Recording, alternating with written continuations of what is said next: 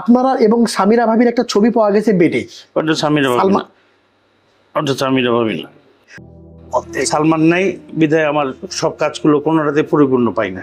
তার মানে সালমান হচ্ছে যে আমার one of the part of my soul, আমার আত্মার অর্ধেক।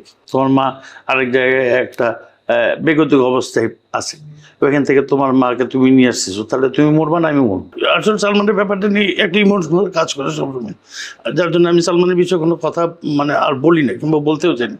এই জন্য বললাম যে তুই নিয়ে আস, তাই আমার সমস্ত আনন্দে অপূর্ণ থেকে যায়। প্রথম থেকে হয়ে আসছে একটা ভুল বোঝাবুঝির কারণে আসছে, কারণ সালমান আর আমি 24 ঘন্টা একসাথে থাকতাম, ম্যাক্সিমাম টাইম একসাথে থাকতাম।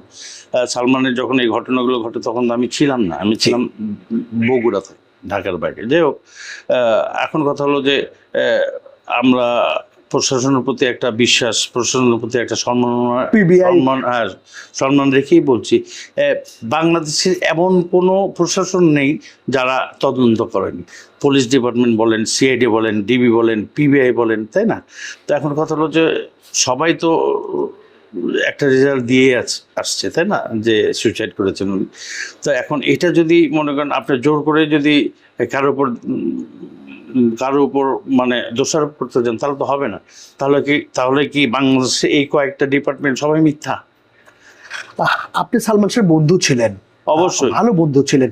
সালমান আমার কেমন বন্ধু সেটা হচ্ছে যে সালমানের জন্য আমি এই 25 বছর ধরে একটা কথাই বলতে বলতে আর বলতে চাই না, আর বলতে মনও চায় না। কারণ কি, একই কথা বারবার বলা লাগছে।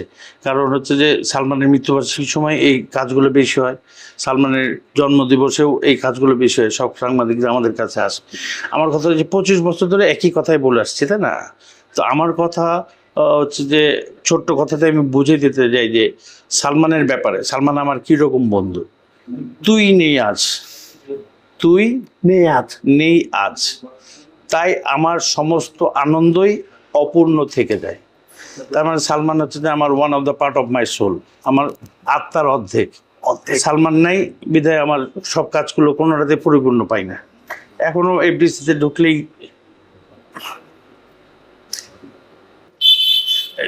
আসলে সালমানের ব্যাপারটা নিয়ে একটা ইমোশনাল কাজ করে সবসময়, যার জন্য আমি সালমানের বিষয়ে কোনো কথা আর বলি না, কিংবা বলতেও চাই না। এই জন্য বললাম যে তুই নিয়ে আস, তাই আমার সমস্ত আনন্দে অপূর্ণ থেকে যায়। আমার মৃত্যুর আগ পর্যন্ত হয়তো বা আমার সব কাজগুলো অপূর্ণ থেকে যাবে, স্বাভাবিক। কখনো স্বপ্নে দেখা হয়েছে সালমান আপনাকে ডাকছে বন্ধু চ গুলশানে যাবো ফুচকা খেতে, চটপটি খেতে? না, এটা হয়নি, কিন্তু এমনি স্বপ্ন দেখছি। আমরা অনেক জায়গায় কাজ করতেছি, অনেক জায়গায় কথা বলতেছি, কিংবা দেখা হয়েছে, নানান স্মৃতি অনেক সময় বেঁচে উঠছে, এটা স্বাভাবিক ব্যাপার। সালমান শাহের মাজারে কখন বা সালমান শাহের কবরস্থানে কখনো যাওয়া হয়েছে? প্রিয় দর্শক, আমরা ইমোশনাল একটি পর্যায়ে আছি, আপনারা ক্ষমা করে দিবেন। আসলে বন্ধু কাকে বলে, এটাই তো বন্ধু। দুই বন্ধুর দেহ থাকবে আলাদা, আত্মা থাকবে এক। ইচ্ছা ছিল যাওয়ার, কিন্তু আমরা বাঙালি তো, আমরা তো, আপনি নিজেও বাঙালি, আপনি জানেন যে বাঙালি একবার হয়ে উঠলে পরে করার কিছু নেই, তাই না? আমি যাব আমার বন্ধুর কবর জিয়ারত করতে যাব, ওই যে জনগণ হয়ে উঠায়, তাহলে কে বাঁচাবে আমাকে, তাই না? এই জন্যে আল্লাহ তো বলছে যে কাজ করো, কিন্তু সাবধান একটা ব্যাপার আছে, এই জন্য যাওয়া হয়নি। তো আমার যাওয়ার খুব ইচ্ছা আছে, কোনো না কোনো দিন যাবো ইনশাল্লাহ। সে বন্ধুকে দেখার জন্য দূর থেকে। বন্ধুকে কি মনে হয়, বন্ধু তুমি যেখানে থাকো ভালো থাকো? অবশ্যই 100%। আমি ওর প্রতি আমার দোয়া সবসময় থাকবে, আমার প্রত্যেকটা নামাজে ওর জন্য দোয়া থাকে।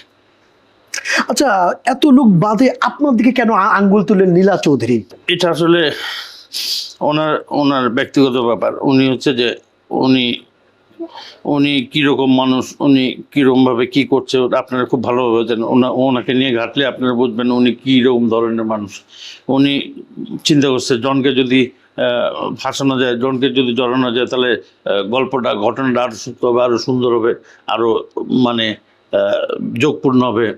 এরকম একটা চিন্তা করে তবে আমাকে জড়াচ্ছে বারবার। নীলা চৌধুরী বলেছিল আপনার সাথে সামিরার একটা অবৈধ বা পরকীয়া একটা সম্পর্ক ছিল। প্রশ্ন আসে না, ভাবির মতন, ভাবি আমার কাছে ফ্রেশের মতন ছিল। আপনারা এবং সামিরা ভাবির একটা ছবি পাওয়া গেছে বেডে।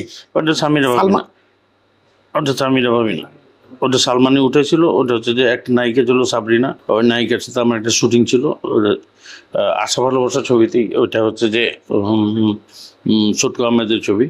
যাই হোক, ওই ছবিতেই ওই শুটিংয়ের একটা ছবি উঠেছিল সালমান, ওটাই পাইছে। ওটা সামিরা ভাবি না।